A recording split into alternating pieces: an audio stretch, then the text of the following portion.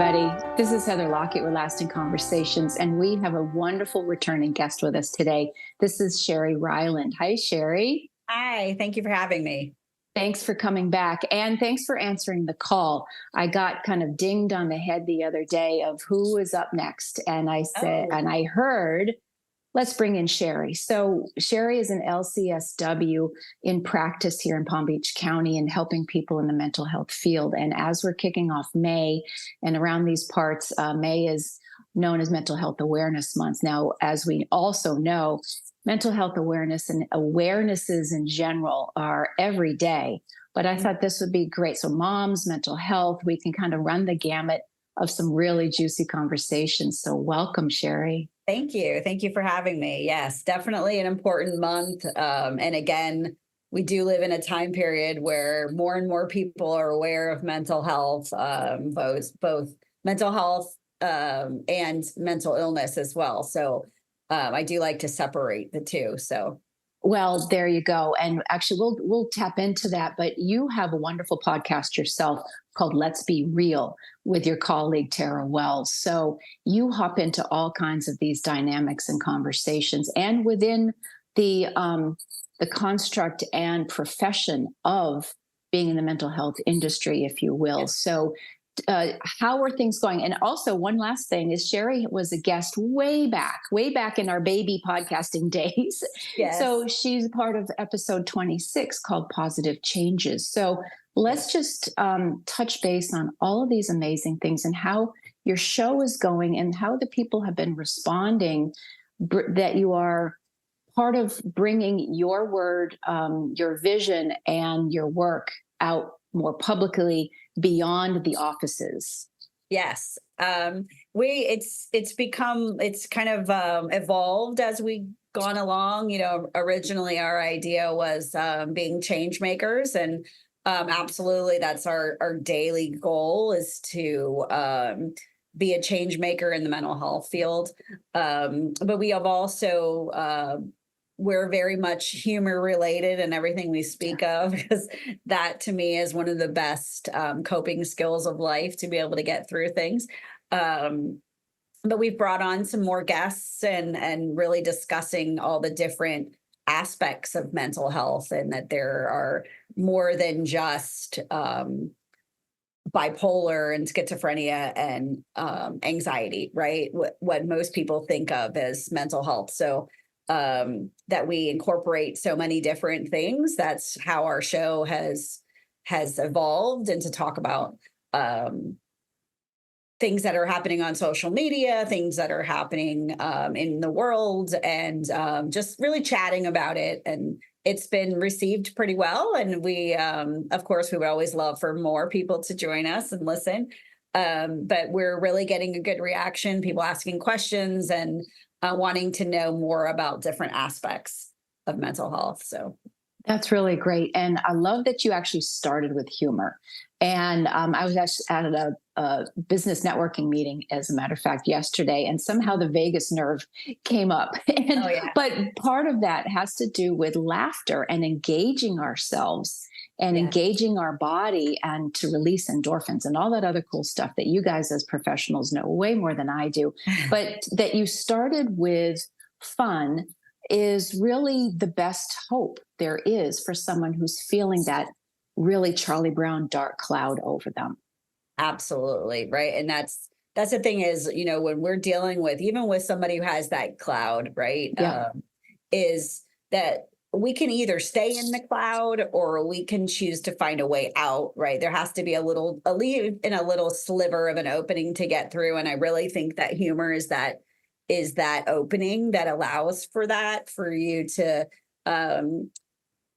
for lack of a better word, get out of your own way. Because sometimes we get, actually a lot of times we really get stuck in that way of thinking of that we're never going to change this. And there's nothing good. I'm definitely like, we have to have a positive change of thought, even if you're in your worst moment.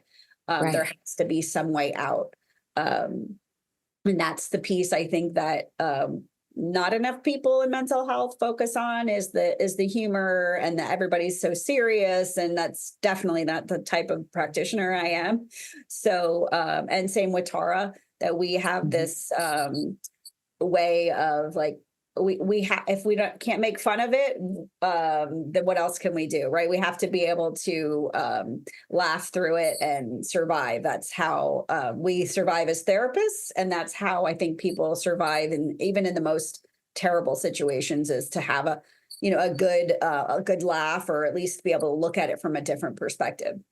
Oh, I love that you said all of that, and especially the perspective part, because I use that phrase all the time, because and even just the last couple of shows having to do with shifting our perspective and having a broader view, stepping out of our own room or our house or a neighborhood and traveling. But I'm envisioning like a disco ball, that what's happening over here isn't the same as what's happening over here. And if you just turn it, it'll catch the light. And and it can be fun and all those things. And that said, and then about the seriousness, it's very true. So within therapy, it can be very, very serious. And there's some very, very hard work. I've done my work. Every day is another day that we can, an invitation to look deeply into ourselves. And we may not like that. When the disco ball is looking at us, we may not like that very much. Yes. But there it is. Right. But also, that said, that's what comedians do, to be able to just look at something and look at the ridiculousness and take that step back to go, well, isn't that just stupid? Right. This is just ridiculous. And if it's fun and funny also at the same time. And then in spirituality, we can Om Shanti ourselves into seriousness. We need to just, laugh it out and dance and move. Exactly. So there was something else that you were starting to say in terms of the practitioners. Now, I'm going to start leading with that because one of our other guests, Gail Walker, who's a life doula, who's part of that has to do with the awareness of self-care and who is taking care of the caregivers, or if your own household, the moms. And in a business, who's caring for the caregivers. So when the therapy offices, and I think you guys talk about this a lot, who's helping the helpers? And I'm also bringing this up because there is this sort of fear, chaos in the world, right? People are afraid of a lot of things. Absolutely. And it lands so hard on the teachers and educators that I see and speak to all the time. And it lands on the nurses, and it lands on administrators. And maybe it does or doesn't land on the politicians, because that's part of the equation. But from your vantage points, you guys, speak to us about the need to put on our own oxygen masks to help the helpers, even within the profession, who are feeling these waves. Absolutely. And I think that, like, say, since in my practice, I have a group practice, and we have we do have a very busy schedule. Everybody's all full, but we make sure that we all take lunch every day. Everybody has a lunch break, whether they want it or not. And we all meet. Like, when we are all in the same office together, then we all make sure that we're together. We laugh. We're silly. We have lunch together. Just being able to say that, hey, look, we're all here in this together. I may be the business owner, but I'm not. I'm not like nitpicking everything. I'm making sure that we're all doing okay. That we're all making an impact on each other as well as our clients. Like for me in my business, being able to care for the people I work for or that work for me. Is a huge thing, right? I want to be able to make sure that everybody is enjoying their job and they're not overwhelmed by the amount of clients they have. So that's where I try to take care of the caregivers in that sense. Plus, I am not a fan of major amounts of paperwork, so I've taken that out as well. No requirements for extra paper, which I think is, stupid in a lot of other practices of specifically mental health agencies where they require more paper for more pay, right? And so that that is where everybody gets burnt out, and it does not serve the client as well. So it's just more ways to generate money for the system as opposed for the actual provider or the client. So that's another way that I make sure that that happens. But for me, because of that, I leave when I'm done. I don't do any more work at home. I don't do notes at home. I don't, when I'm gone, I'm gone. And so, which that's a huge difference for like when you're working in an agency, like a lot of times you're doing paperwork till all hours of the night to fit, to fit it all in. And then get paid poorly. So to me, that's a huge way to take care of all of us, is to not require all that extra and to allow people to have a real work-life balance, to be able to leave work and take care of your family and go home and not think about everybody else when you get home. I love it that you just said all that, because part of that, that you've created kind of time chunking and to leave the office at the office. Yes. And these days, I think so much burnout, and I could say myself included, because it feels so 24/7. Yes. And, I might have a note to self and send an email out to somebody, and I don't expect a response, but then maybe they are responding, and that's their, somehow that's their jazz, and that's okay. But I appreciate that from that professional perspective and how you have created your structure in your business to allow personal time, which freshens up the professional time. Right. And you can't really be there for somebody in your session when you're talking about deep stuff and you're really bringing on a lot. By the end of the day, your brain is fried, right? So there's no way to continue that if I have to continue going home and then writing it all out again and talking about it and figuring things out at home, then that doesn't allow me to reset my brain and just be there with my family. So I think that's super important. And I do put parameters that, we're not going to work Saturday and Sunday, or we're not going to work at 8:00 at night if people, that's the hours they need. Just like anything else, we got to find a way to fit in mental health. Mm-hmm. We have to find a way to fit in therapy so that we aren't all like extra overloading ourselves, right? If you're going to therapy and your session's at 8:00 at night, like your therapist is done, you're done because you had a long day, and it's too much. So I think that's another important way to take care of us from a system perspective. So. True. Of course, I come from hospitality. So many times the workday starts at 4 p.m. and goes till 2 a.m. or, that our clocks are different. So, but also these days, so I hear what you're saying, and I think that's beautiful. So creating those parameters and boundaries and self-care. Right. I don't want to tangent the clock too much, because maybe, but it also kind of goes to how things have evolved. And if you can find, and maybe we could speak to this, finding who resonates with you. If you're thinking, maybe I really should go talk to somebody. And then the nature of the work itself is no longer only face-to-face in a physical office. There are the Zoom meetings. So it might be 2 a.m. where you are, and you're seeing your client is, or that your practitioner is at 5 o'clock, the whole notion of that, it's very expanded in some ways, how the help can happen. So within that context also, are you personally preferring the one-on-one in office still? We are, I would say we're a good hybrid mix of the two. I have people in all other parts of the state of Florida that I see virtually.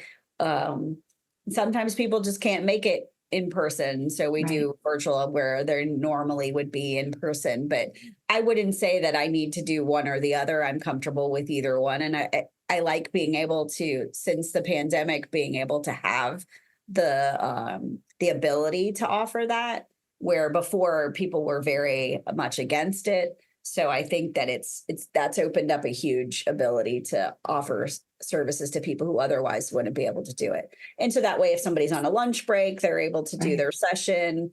And that allows for more, for better hours for everybody. So it helps. Yeah. It sure does. So let's talk about, we'll kind of get into some fear factors. And like we were saying, so many people are feeling afraid and they're worried about, the mental health construct, and that literally, violence happens because people are not feeling good about themselves, and everything just gets shaken up.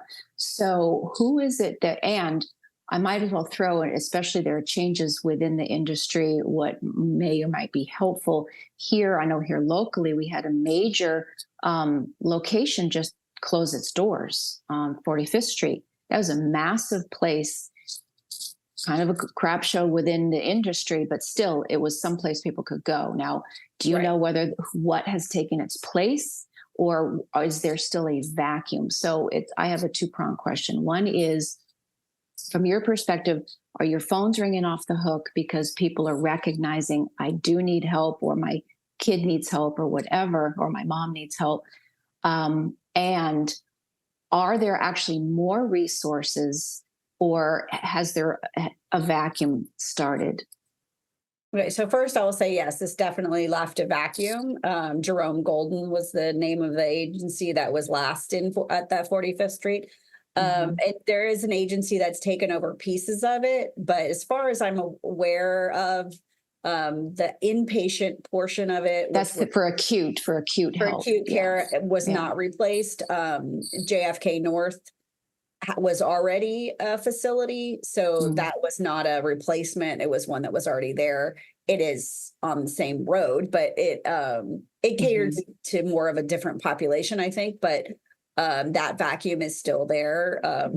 That acute care is the acute care all over the country is terrible, right? Because the idea is we only get 72 hours of a hold. And I'm sure in different states they do it a little bit different, but in Florida, you get 72 hours for a Baker Act in an acute care setting. And then they don't let you take your medicines that you already have. And so then they're trying to change a medicine, you're trying to stabilize somebody for the fact that they may want to hurt themselves or others, right?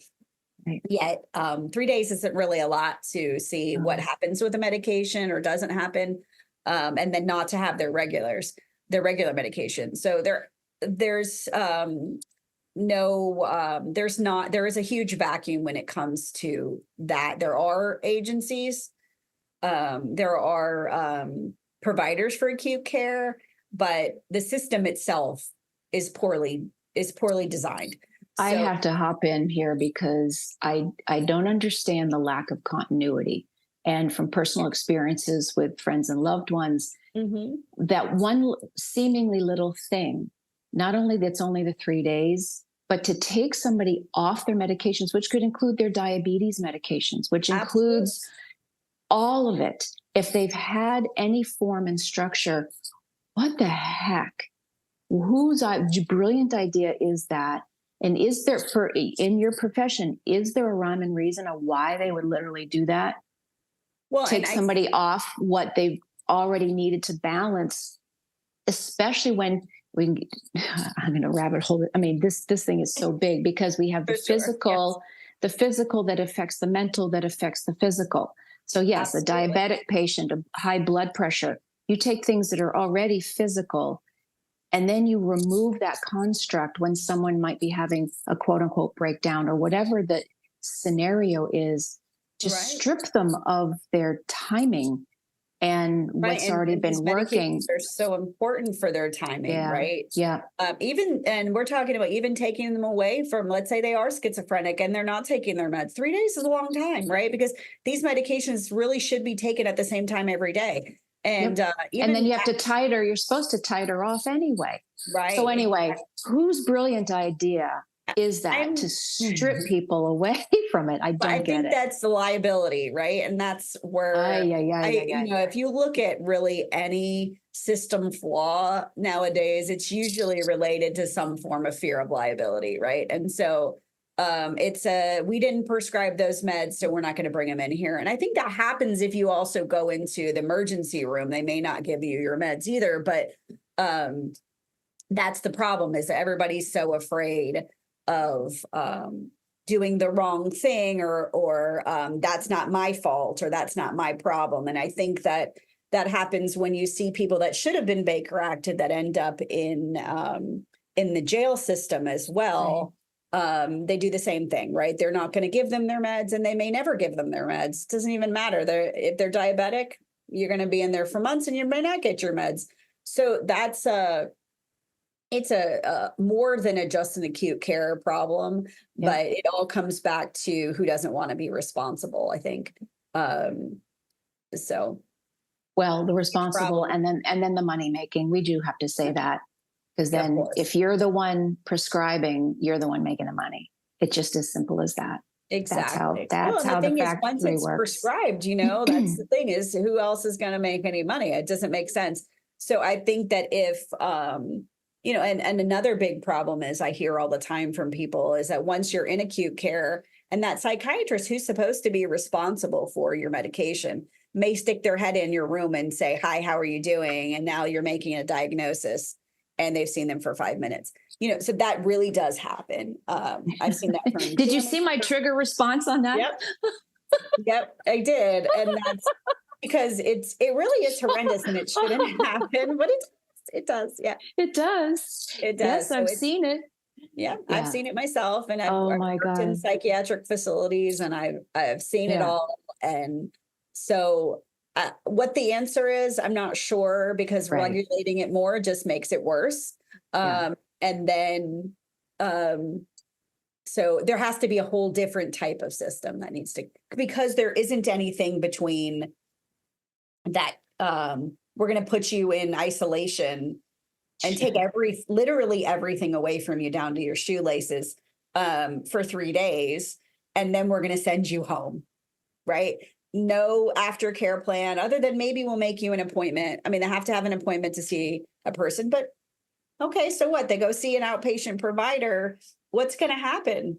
That person can't continue that same continuity of care from 3 days to now being in their home. So and sometimes they just put them on a bus.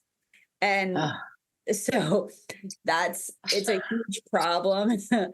Again, I like to use humor, so that's why I'm laughing, but it's really just ridiculous. So, yeah, it is. But it's tragically ridiculous. It's completely really tragically ridiculous. So it is. Let's,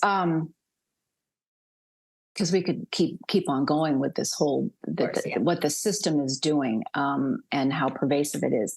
Now, the thing that I will add, though, is I thought that the acknowledgement of needing some sort of mental health is at least on our insurance policies when we sign up. Thank goodness. They say that you get some. Has that actually been a helper?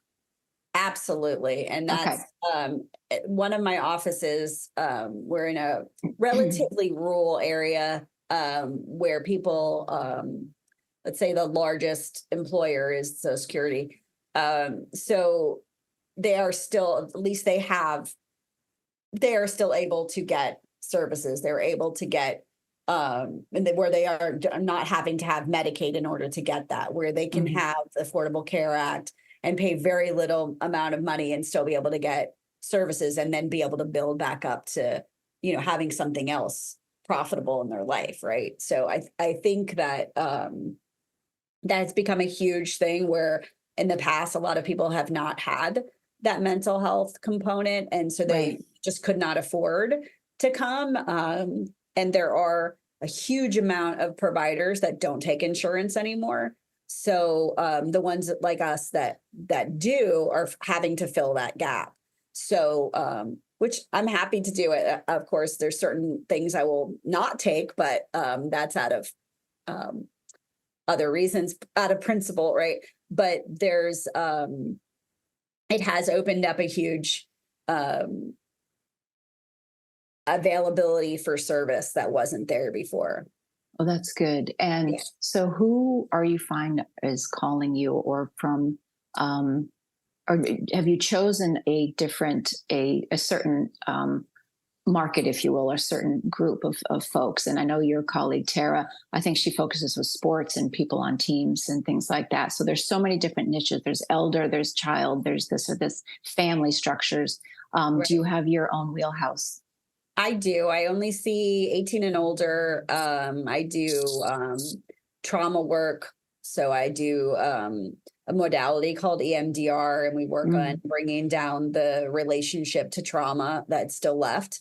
And then I see, I somehow along the way, my specialty has become dealing with people who have a history of toxic relationships, whether that's with a narcissist or that's with just difficult relationships. But I have, I don't write that on my profile, but that has been a lot of what I've been dealing with. And I think that's also more of people understanding about these types of relationship conflicts and character defects. But I do have 2 therapists who work with teenagers and children. But we all work from a trauma focus. And I do believe that probably everybody in this world has some form of what I call little t trauma. And that could just be the way someone spoke to you and it really stuck with you and gave a feeling of, I'm not good enough, or I'm not worthy. And that didn't have to be a major, what most people would consider trauma. Right. So, well, it must trigger something somewhere. Yes. And yeah, so this is where, again, having the resources and having the different ways of being able to reach folks, or that what it comes down to, Sheri, as we know, we all want to feel safe in our home, in our body, in our being, in our psyche. We want to feel seen and heard, but we can't even get to that unless we feel safe. And so absolutely talk about that. So these are, you mentioned EMDR, there's other tools, whether there's some people use hypnosis or some people, whatever the different modalities are, then we get into the ayahuascas and things, which I am not going to recommend because talk about needing really, really good practitioners for that.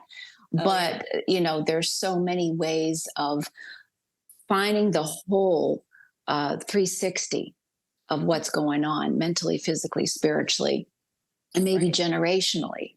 So, yeah.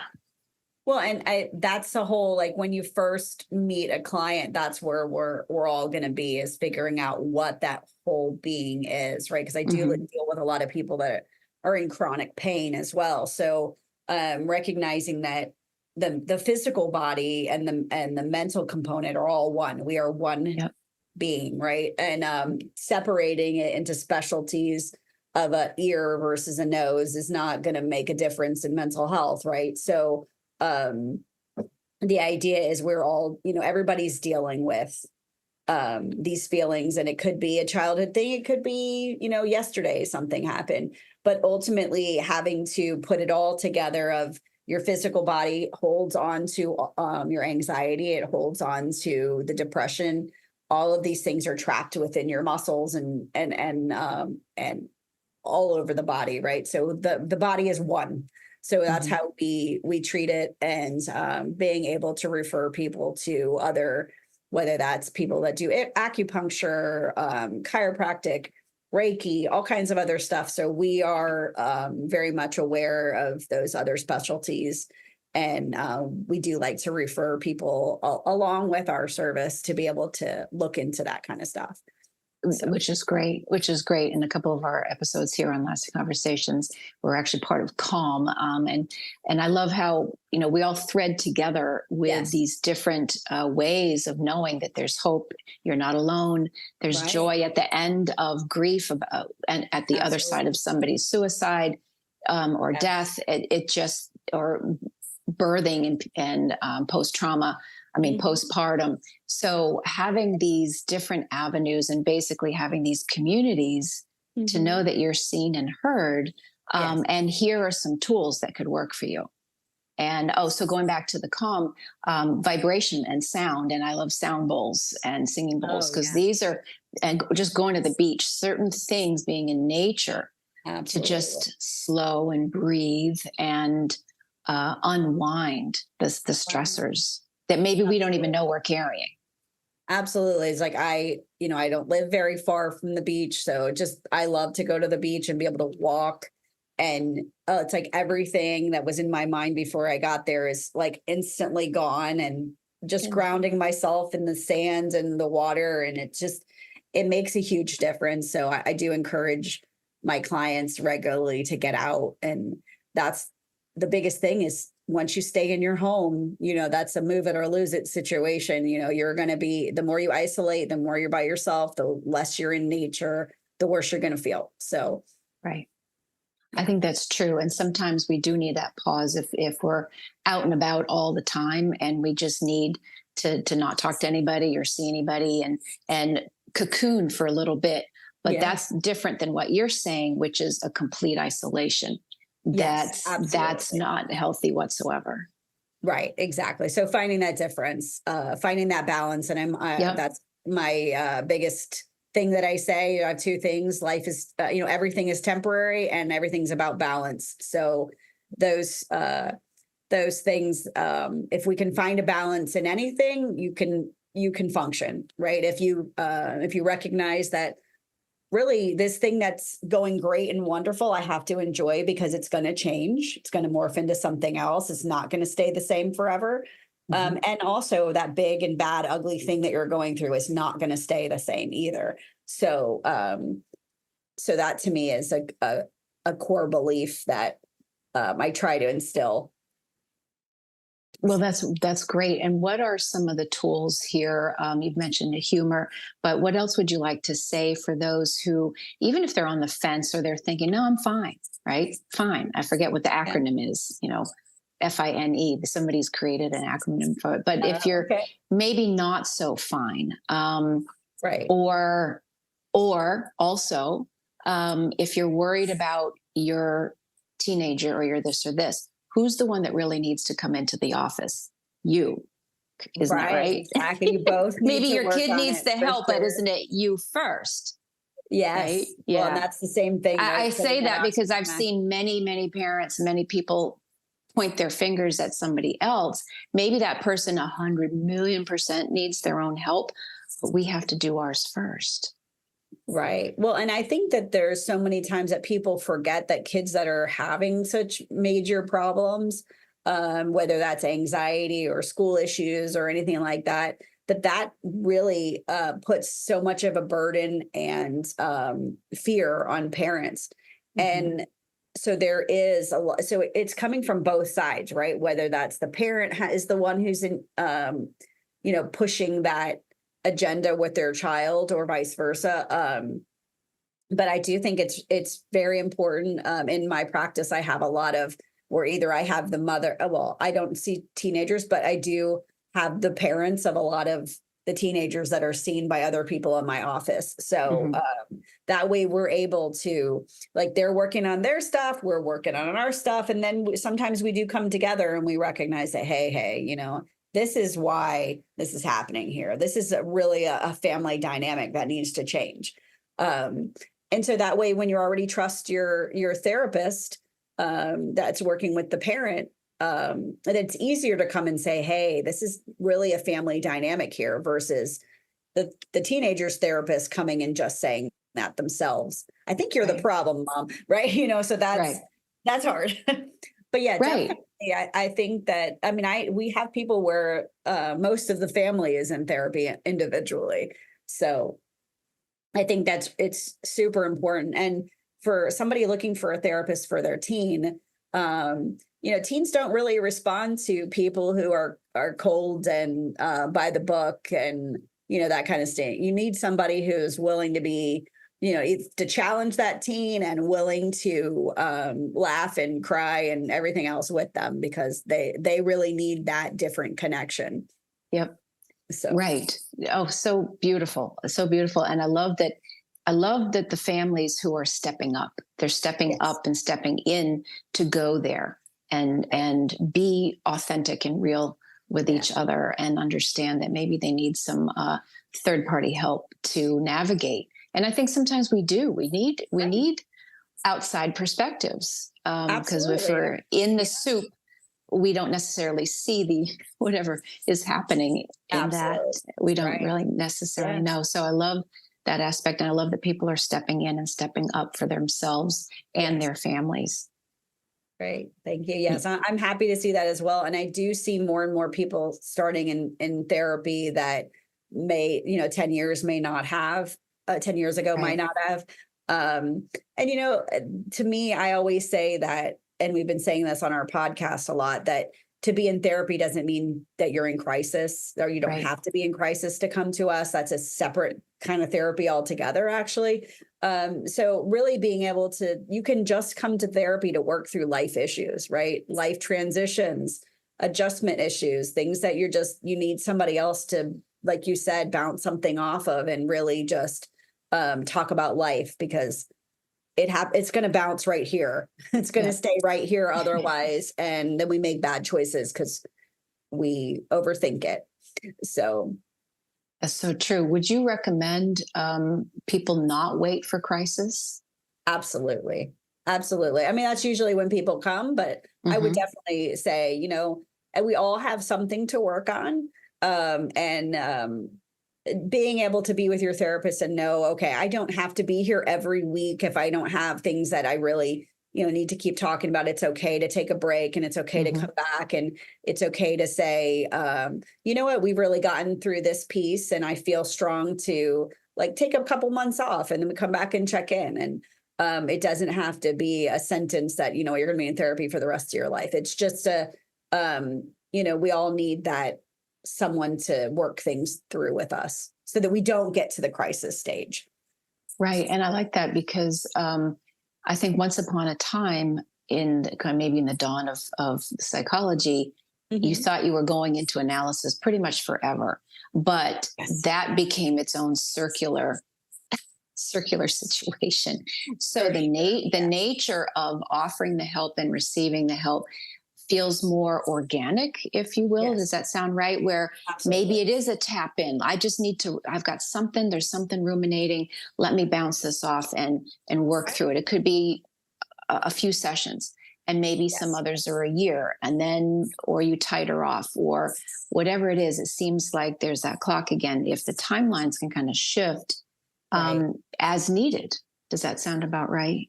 Absolutely. I agree. Right. It's definitely a living, breathing entity of its own. And we're going to, we continue to assess. And that's really our job, is to not keep you for the rest of your life. Right. We want Right. to be able to be, to get you to a point where you feel, okay, I can make these decisions and feel good about it.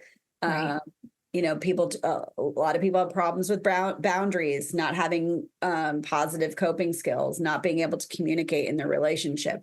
So those are things that don't mean that I have a mental illness. They just mean, Right. okay, we're going to, I want to learn these skills that I never learned or I never put Right. into practice.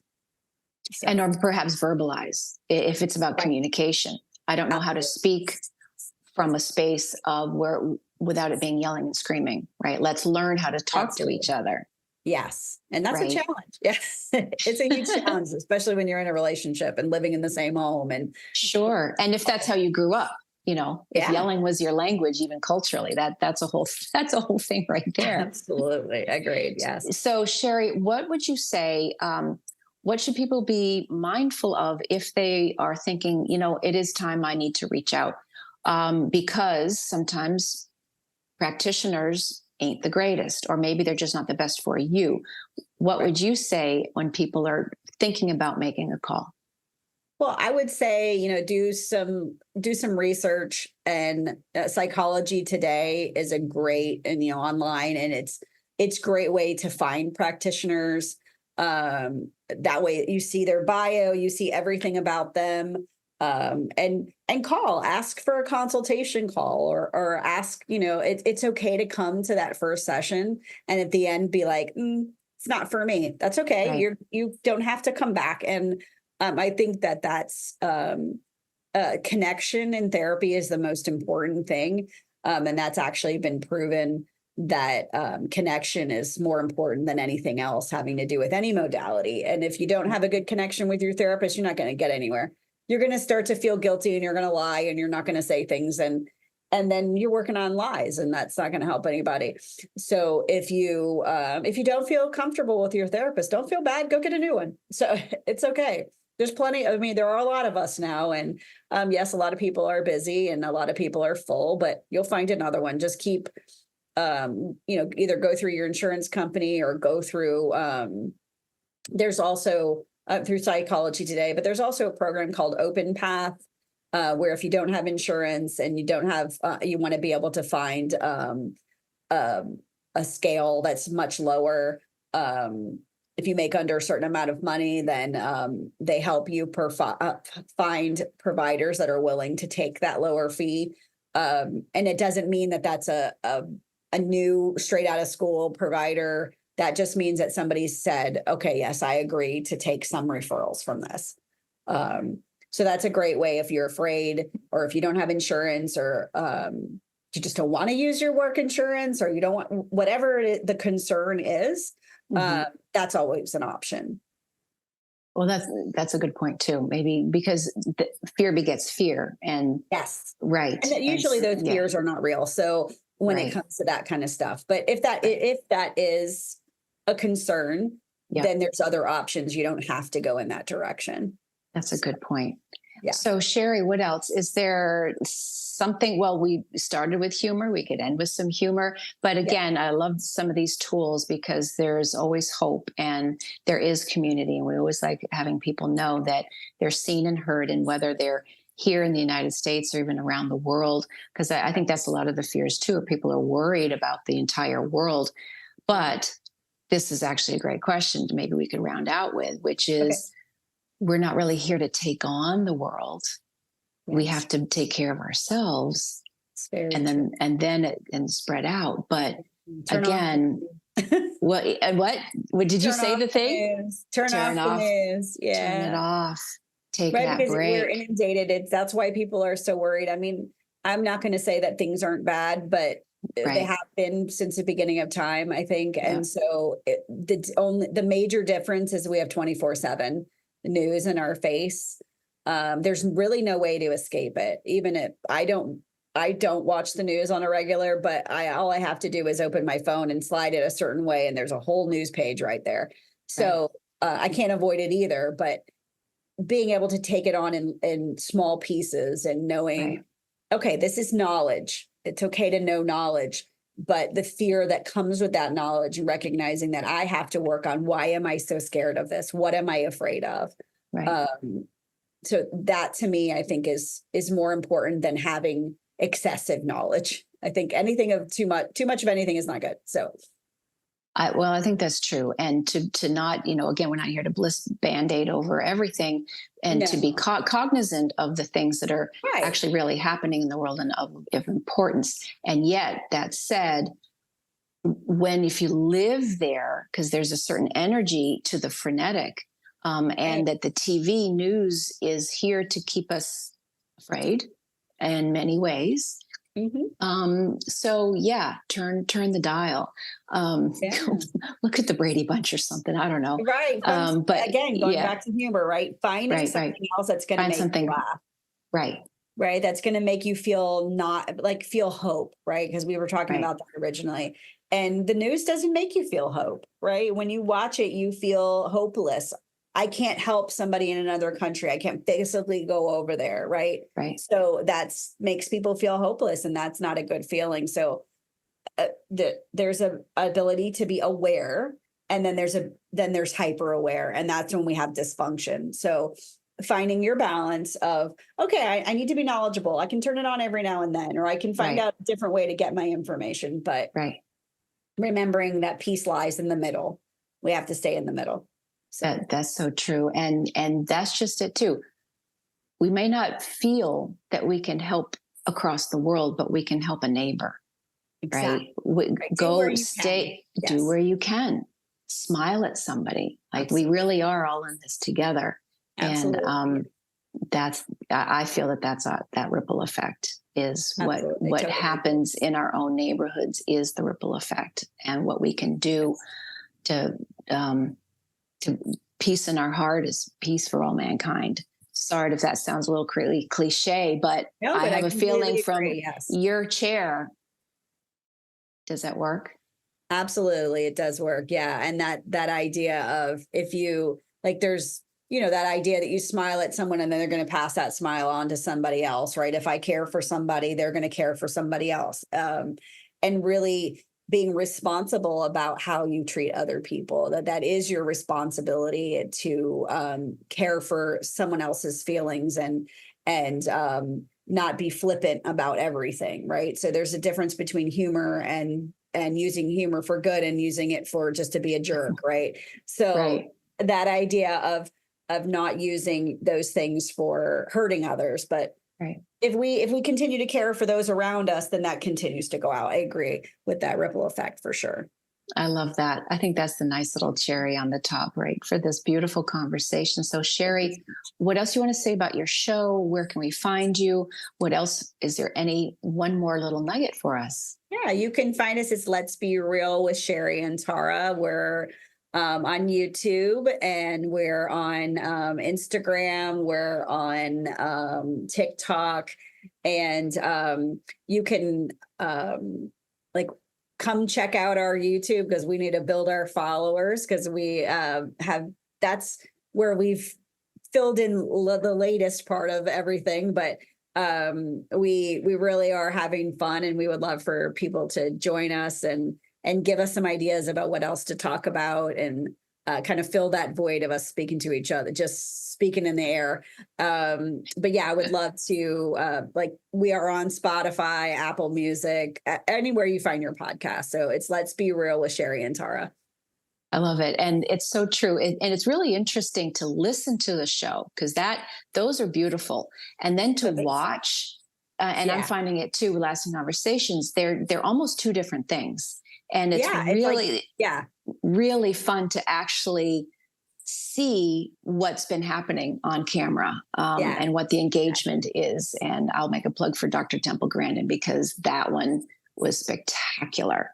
And I will also say, because from her autism spectrum and the work that she does within the mental health, really has to do with not being so afraid. Yes. Well, and that's the thing, is that we all, especially as women, right, we're really bad about, oh, not that angle. Don't look at me from that side. Right. So it's nice to be able to, for once, for me as a woman, to be able to look at it and say, okay, it's all right if I don't like my arm in that video. Oh, you're talking about the video. Okay, yeah, right? yeah. She was talking in general fear, but yes. Yeah. You're so correct in terms of, well, that's that rabbit hole, perfectionism. And to see yourself on a big screen is a whole lot different. So that's yeah. Well, yeah. And Temple Grandin's so amazing. So I'm glad you were able to have her on. And yeah. That's really important, because right, we're all in this together. And so before we go back on, we could just keep talking, because this is a lot of fun. We connect very well. And I think the last time I saw you, we were in the middle of Walmart parking lot. So maybe I'll see you somewhere in Jupiter. Absolutely, yes. On the interwebs, and definitely on our podcast shows. So Sheri Ryland, thank you so much for being here. Thank you so much. It was great being on. I appreciate it. Thank you for having me. Thank you. And thanks for listening, everybody. Please like, review, and share this podcast. Tell your friends. Spread the good word. We all need to know we're in this world together. Thank you. This is Lasting Conversations. We get to the heart of everything.